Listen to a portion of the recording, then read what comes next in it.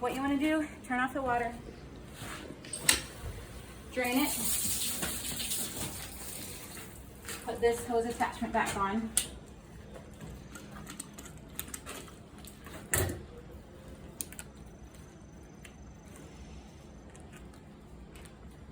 Easy peasy. And then make sure it's open. This whole time we do the hose after the water's off, we definitely want to open. Let's take this off first. Let's turn this off. Boop. Turn this back on. And then pull this up. Pull it out. And then, very important, lay this over the grate. It's only important really in the winter, but you just want to get in a good habit of it, because in the winter time, we want all the water to go down the grate and not covering to make an ice rink in here. All right, and then what we do, hang it on this hook.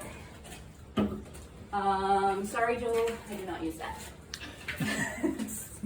I can't learn new tricks. Could get I'm hurt. sorry, I'm sorry. I think Carmen might and some other people, so maybe they can train you on that. I just have never If it was gotten. here, Yes, higher. this is what I do. Yeah. So. All right, so in order to, you don't want to be pulling on this mess the whole time. So I detangle it, plus it gives this a chance to drain, because we want all the water out of it before we hang it up, or else the hose gets really heavy in the morning or the next time someone uses it. So I just made basically a S, like you don't want the hose on top of the other. Some people just do this out in the aisle. I just keep it all in the wash rack so that people don't trip on it unless they come through the door. All right. You just basically want it detangled so you can come over here, pull it. This is very important. Open. Make sure you check that it's open like a million times when you do this. I've done the whole thing and then realized it was closed and had to unwind it and redo it. and why is that? Because it doesn't let it drain. Also, I've done the whole thing with it still hooked up and then had to unhook it So and that'll then be super heavy. redo it. Yeah, so make sure it's unhooked, make sure it's open, and then you want this handle about right here, and then you want it to hang between like the 1 and the 2 here. That's about good. And then you're just going to wind it.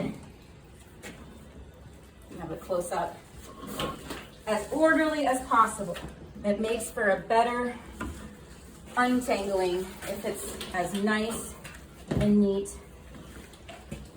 as you can do it. Now, there is a thing coming up. Usually for this one, I can just do that. There's another one that's harder, but. All right, so once I have one layer on, see, one layer, I come over here, grab this hose, make sure you've done these correctly or she'll get wet. Turn it on, wash it off.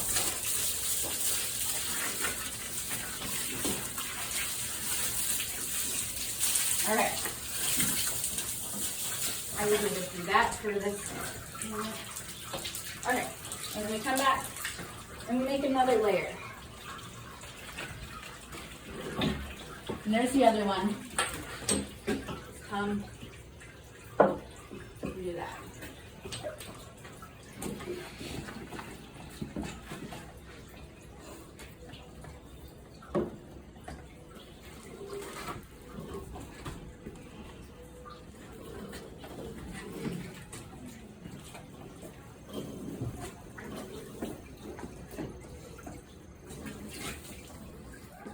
If you notice that's really flowing, just let it flow for a minute. Pause and make sure that the water all goes out.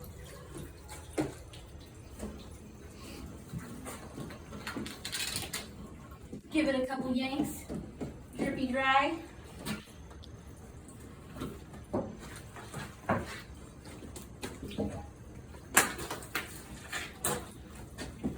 Be a little more gentle than I just was with the nozzle.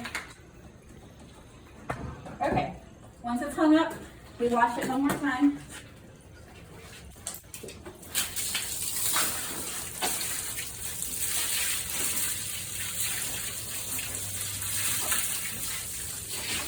Oh, sorry, good morning. Hi, Lily. Oh. Okay, in the wintertime, you do not have to wash it off because it'll just turn to ice. So another thing we do is, and we want to check and see if this is, if it's not draining very well, you take it and you clear that out. You just take that out and you dump it out there. It's pretty good right now though. Ah, it's very heavy and gross. Okay, that stays here. And then if the wash rack is really dirty, you can give it a couple sweeps. Sweep it out the door. I think that's it for the hose. I guess we need a winter hose video to explain Okay. freezing temps. Let's do raking the rails, probably. I'll go get a shovel. Welcome to raking the rails or shoveling the side video. I'm going to teach you how to take care of the arena. So we call it shoveling the sides. I think technically it's called raking the rails if you're a horse person. What you want to do, I'll show you raking first. So see how there's like a buildup. I'm going to do it down here where there's more of a buildup. And you definitely want to wear gloves for this because you will get blisters by the end of this. Sometimes if this is your job, you could do one side one day, one side the next day, if you're a girl, because it's a workout. So what you do, I would do this, then I do this. So you see how it makes it go down a little bit? We just want it to go down a little bit.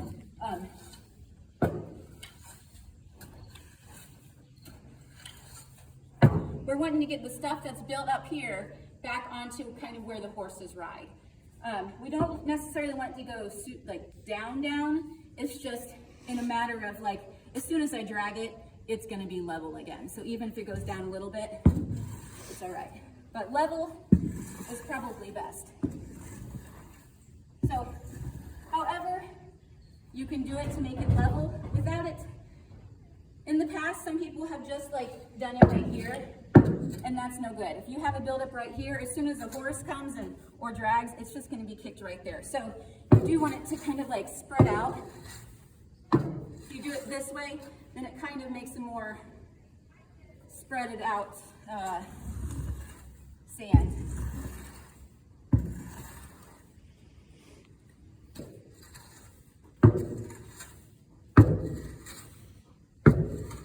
So basically, however you can do it to make sure it's flat there, that is how you can do it. This is what I've just come up with. Because when they taught me, I'll show you how they taught me to do it. This is shoveling the sides, and you can do it this way too. Probably depends on which muscles are stronger, your abs or your, because this is ab work right here. So you,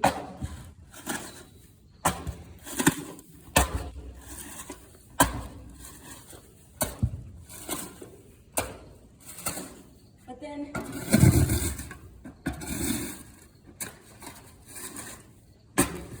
it works really well for a while, but it gets really hard. And then you can switch sides so you don't get one strong side.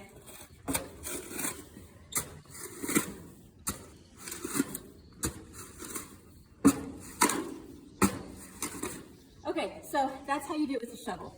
Take your pick, however you want to do it, shovel or rail, rake, either is fine. This shovel stays with the shavings. This rake goes up front to the, hold on. The rake goes up front to where all of the tools are in the tack aisle, or not the tack, the wheelbarrow aisle. Wheelbarrow aisle, that's hard to say. I'm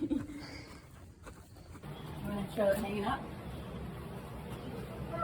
Welcome to the wheelbarrow aisle. Here's where this hangs. Okay.